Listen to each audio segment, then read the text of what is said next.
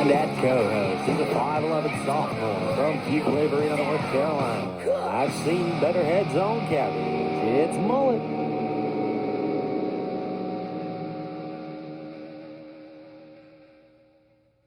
Peace up, A-Town down. And that co-host, he's a 6-foot junior from Fuquay-Varina, North Carolina. He took off his diaper, flung it around his head, and said, "Man, your feet smell like cheese." His name is Goose. Welcome, guys. Great to be back with you. Mullet and Goose here. Feels great to be back. We missed y'all last week. Back at it again. What can you say? School What can is you crazy. say? We're glad to be back. Glad to be here. First off, I want to start out with thanking our sponsors, TriMed Express right here. Thank you. We got the hold up the sign. Oh yeah, we got the sign. Guys, please go check them out. If you break something, you get hurt, if your back's hurting, hey, call TriMed Express. They got knee scooters, mobility scooters, lift chair. They got just about everything. Call them 919-241-7800. Links in the description. Links in the description, and follow them on Facebook at TriMed Express. They got you. I promise.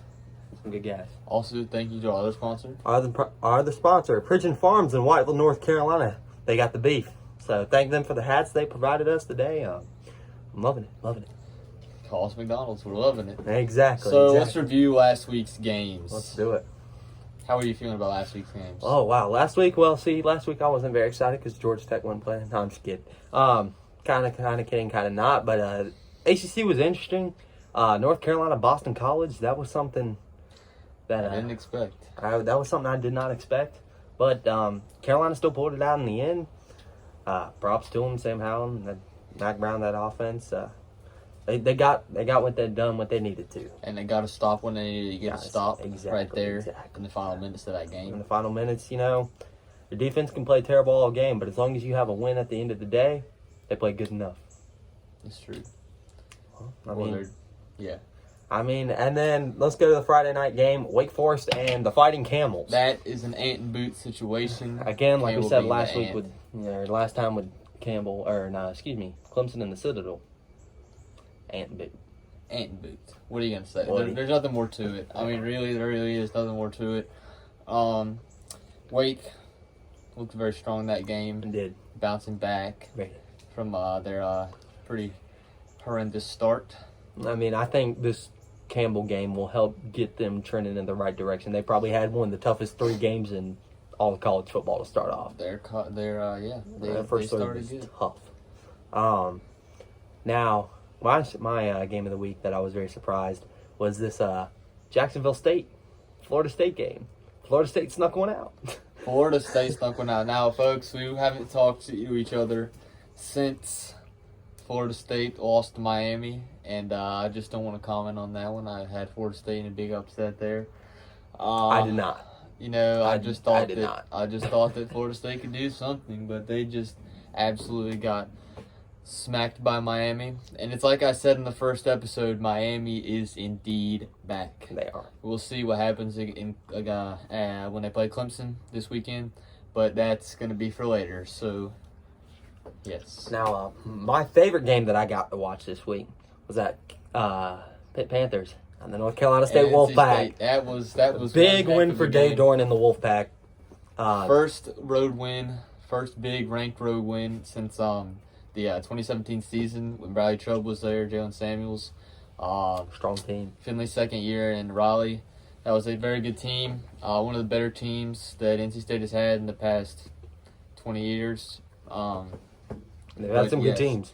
NC State played very well. They responded to I like how the way that they responded to pressure because they did. Against Virginia Tech, the adversity that faced them down 17-0, they just never couldn't get themselves out of the hole. They could not get themselves out of the hole.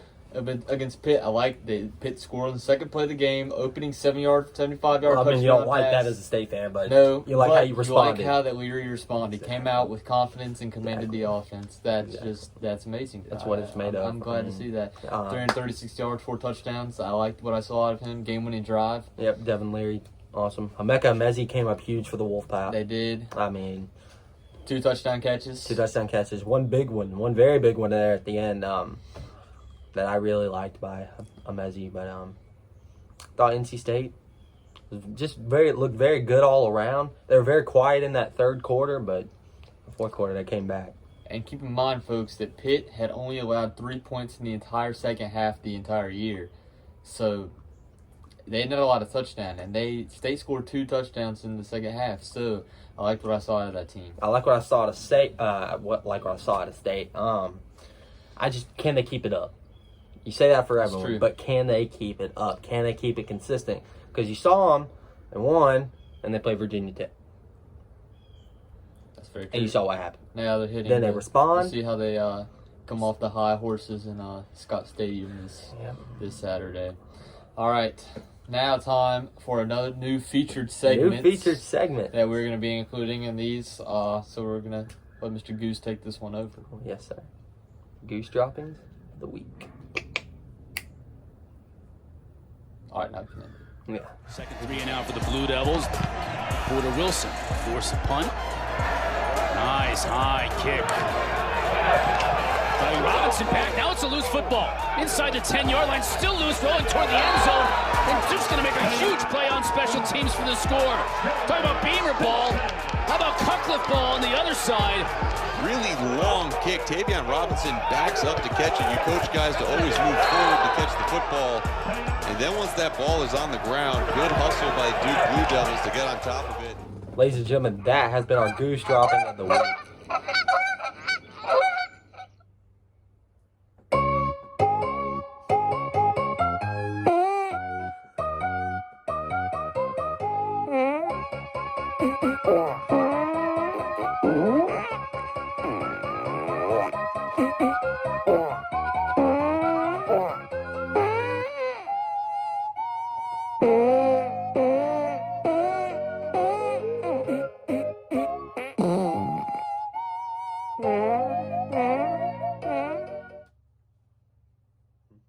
Uh-oh, folks. You let out a big one right there. That was very, very unfortunate. But, you know, as you saw from that play, just a pretty horrible play by the Virginia Tech special teams. Special teams unit, wow. I'm looking for Fuente to fix that. Period. Very much so. Okay, what can you do? That was a costly play. You could have just slammed the door on the Dukies, but then the Dukies came back and almost pulled off an upset there. But did not. 38-31, Virginia Tech Hokies still pulled it out, but I think they still should have not had that. But, you know, early in the season, it's your second game if you're a Hokie, but or third game. Second game. Third game this weekend at Carolina. But we'll get to that later. We'll get to that later. And now we're going to bring our second news segment. It is going to be things that make your mullet say, woo! Looks like you're going to have a safety in the middle of the field, too. Angelina gets a Mezzi here at the bottom. That's a Mezzi who makes the catch. And touchdown for NC State against Jason Pinnock. And Mecca Mezzi has come up with the score with 23 seconds left. Perfectly executed back shoulder pass.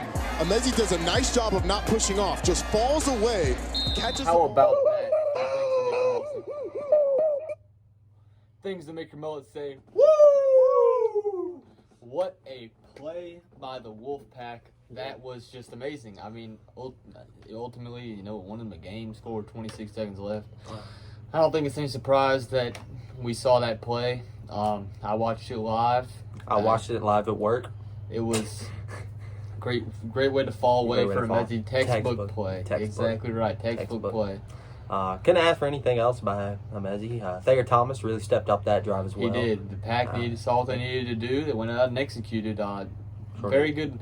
I like the way that Leary showed leadership that play. Yeah, leadership. The whole drive. I mean, the whole game. He did. He stepped up and. They were stalled the third quarter. In that fourth quarter. He showed a lot of. He showed a lot of improvements from last year. Ice cold. I mean, ice in his veins. Calm D'Angelo Russell. Or whatever. Yes, somebody. Yeah. We're going to now move on.